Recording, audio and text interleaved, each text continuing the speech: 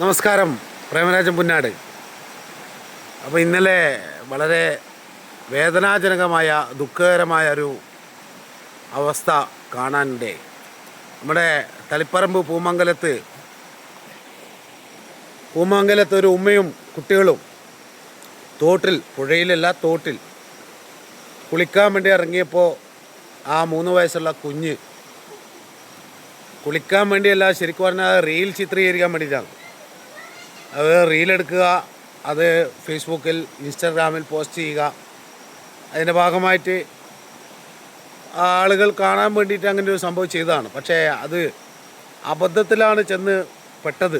അത് അവർ ആ ഇതിലേക്ക് തുള്ളുമ്പോൾ തന്നെ ആ തോട്ടിലേക്ക് എടുത്ത് ചാടുമ്പോൾ അപ്പോൾ ആ കുഞ്ഞ് മുമ്പിൽ തുള്ളുന്നുണ്ട്. ഇവരെല്ലാവരും ആ തോട്ടിലേക്ക് എടുത്ത് ചാടുന്നതായിട്ട് അവർ കാണുന്നുണ്ടെങ്കിലും അവർ ക്യാമറയാണ് ഫോസ് ചെയ്തത്. ആ ഉമ്മ ക്യാമറയെ ഫോസ് ചെയ്തു, ക്യാമറയെ നോക്കി. കുഞ്ഞ് ആ വെള്ളത്തിൽ മുങ്ങിയതും ഒലിച്ചു പോയതും അമ്മ ശ്രദ്ധിച്ചിട്ടില്ല. പിന്നെയാണ് ആ ഉമ്മ ശ്രദ്ധിച്ചത്. ഇത് അമ്മയായാലും ഉമ്മയായാലും മമ്മിയായാലും തോട്ടിലിറങ്ങി വെള്ളത്തിൽ കളിക്കുമ്പോൾ നമ്മൾ ശ്രദ്ധിക്കേണ്ടതുണ്ട്. പണ്ടുള്ള ആൾ പറയുന്നിട്ടില്ല, തീയോടും വെള്ളത്തോടും കളിക്കാൻ പറ്റില്ല എന്ന് പറയുന്നില്ല. കാരണം ഈ വെള്ളം എപ്പോഴും ഒരു ചതിക്കുഴി തോടുകളിൽ പുഴകളിൽ ഉണ്ടാകും. ഇപ്പോൾ ഇതൊരു തോടാണ്. ഈ തോടിൻ്റെ നീരൊഴുക്ക് ഇങ്ങനെയാണ്. ഇതിൻ്റെ നീരൊഴുക്ക് ഇങ്ങനെ വരുമ്പോൾ ചില സമയങ്ങളിൽ ഈ തോടിൽ നിന്നുകൊണ്ടേ ഇരിക്കുമ്പോൾ വെള്ളം വർദ്ധിക്കും. അതിൻ്റെ കാരണം എന്ന് പറഞ്ഞു കഴിഞ്ഞാൽ ഇവിടെ മഴയില്ലെങ്കിലും മലമ്പ്രദേശങ്ങളിൽ ചിലപ്പോൾ മഴ പെയ്യുന്നുണ്ടാവും. ആ മലമ്പ്രദേശത്തുള്ള വെള്ളം കുത്തിയൊഴുകി നല്ല സ്പീഡിൽ വന്ന് അപകടങ്ങൾ ഉണ്ടാവാം. രണ്ടാമതെന്ന് പറഞ്ഞാൽ ഇതിങ്ങനെ കുത്തിയൊഴുകുമ്പോൾ ഇപ്പോൾ അവിടെ ഒരു തടസ്സം വന്നു, അവിടെ ഒരു കല്ലോ അല്ലെങ്കിൽ എന്തെങ്കിലും ഒരു സാധനം തടസ്സം വന്നു കഴിഞ്ഞാൽ ആ തടസ്സത്തിന് വെള്ളം തട്ടി അവിടെ ഒരു കുഴി രൂപപ്പെടും. ആ തടസ്സം പിന്നീട് മാറിപ്പോവുമെങ്കിലും അവിടെ വലിയൊരു കുഴി രൂപപ്പെടും. ആ കുഴി നമ്മുടെ ശ്രദ്ധയിൽ ചിലപ്പോൾ പെടും. കാരണം ഇന്ന് നമ്മളിവിടെ തോട്ടിലിറങ്ങി കുളിക്കുമ്പോൾ അവിടെ അല്ലെങ്കിൽ തോട്ടിലിറങ്ങുമ്പോൾ ആ കുഴി അവിടെ കണ്ടുവരില്ല. പക്ഷെ നാളെ രാവിലെ അവിടെ വലിയൊരു കുഴി രൂപപ്പെടാം, ഈ വെള്ളം ശക്തമായി വന്നിട്ട്. ആ കുഴിയിലേക്ക് ഈ കുട്ടികൾ വീണ് അവരുടെ മൂക്കിലും വായിലും ശ്വാസകോശത്തിലും വെള്ളം കയറി കഴിഞ്ഞാൽ പിന്നെ അവർക്കൊന്നും പറയാനോ സംസാരിക്കാനോ പറ്റില്ല.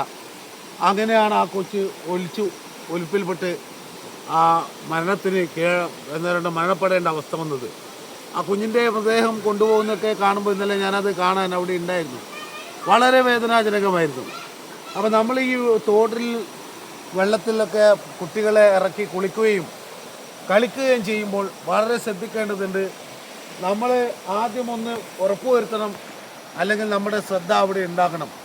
ചെറിയ ഒഴുക്കല്ലേ, ചെറിയ തോടല്ലേ, കൈത്തോടല്ലേ എന്ന് കരുതിയിട്ട് കാര്യമില്ല. ചില സ്ഥലങ്ങളിൽ ചില കുഴികളുണ്ടാകും. ആ കുഴികളെ ഇന്ന് കണ്ടെടുത്ത് അല്ല നാളെ വേറെ കുഴികളുണ്ടാക്കാം.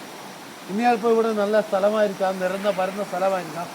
ചിലപ്പോൾ രാത്രിയിലോ മഴയിലോ അല്ലെങ്കിൽ ഏതെങ്കിലും ഒരു സാഹചര്യത്തിൽ എന്തെങ്കിലും ഒളിച്ചു വന്ന് അവിടെ ഒരു തടസ്സം നിന്ന് വെള്ളം ശക്തമായി ഇറങ്ങി അവിടെ ഒരു കുഴി രൂപപ്പെട്ട് തടസ്സം ചിലപ്പോൾ നീങ്ങിപ്പോയെന്ന് വരാം ശക്തമായ ഒഴുക്കിൽ. പക്ഷെ ആ കുഴി അവിടെ കാണും. ആ കുഴിയിലായിരിക്കും ചിലപ്പോൾ നമ്മൾ എടുത്തു ചാടുന്നത്. അപ്പോൾ അതുകൊണ്ട് ഇത് ശ്രദ്ധിക്കേണ്ടതുണ്ട്. ചില ആളുകൾ കുളത്തിലൊക്കെ വെള്ളത്തിൽ എടുത്ത് അങ്ങ് ചാടുന്നത് കാണാം, തുള്ളുന്നത് കാണാം.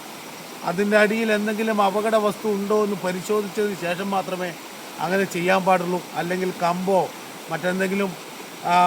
എന്തെങ്കിലും വസ്തുക്കളോ ഉണ്ടെങ്കിൽ അതിലേക്ക് തലയടിച്ച് ആ അപകടങ്ങൾ ഉണ്ടാകാൻ സാധ്യതയുണ്ട്. അതുകൊണ്ട് ഇങ്ങനത്തെ പുഴ ആയാലും ഇങ്ങനത്തെ തോടായാലും അതിലിറങ്ങി പോകുമ്പോൾ നമ്മളെപ്പോൾ ശ്രദ്ധിക്കണം. ഒന്ന്, മലവെള്ളപ്പാച്ചിലുണ്ടാവാം, അത് അപകടം ഉണ്ടാക്കാം. 2, ഇന്ന് കണ്ടെടുത്തല്ല നാളെ വലിയൊരു കുഴിയും രൂപപ്പെടാം.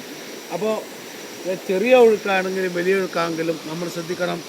റീൽസ് ചിത്രീകരിക്കാൻ വേണ്ടിയിട്ട് ഇതുപോലെ വെള്ളത്തിലിറങ്ങിയിട്ട് പൊലിഞ്ഞുപോയ ഒരുപാട് ജീവിതങ്ങളുണ്ട്. 2 വർഷം മുന്നേ നമ്മുടെ നാട്ടിൽ പൂവത്തിൻ്റെ അടുത്ത് 2 കോളേജ് വിദ്യാർത്ഥികൾ റീൽസ് എടുക്കാൻ വേണ്ടി പോയിട്ട് അങ്ങനെ അവർ മരണത്തിലേക്ക് നയിച്ചു. ഇന്നലെ വിടരും മുമ്പേ കൊഴിഞ്ഞുപോയ ആ കുഞ്ഞിൻ്റെ ജീവൻ്റെ മുമ്പിൽ നിങ്ങളുടെ എല്ലാ അമ്മമാരോടും അച്ഛന്മാരോടുമുള്ളൊരു അഭ്യർത്ഥനയാണ്, കുളങ്ങളിൽ തോടുകളിൽ ഇറങ്ങുമ്പോൾ എപ്പോഴും ഒരു ശ്രദ്ധ വേണം. ക്യാമറയിലാകാൻ പാടില്ല കണ്ണ് എന്ന് മാത്രം അഭ്യർത്ഥിക്കുന്നു. നമസ്കാരം.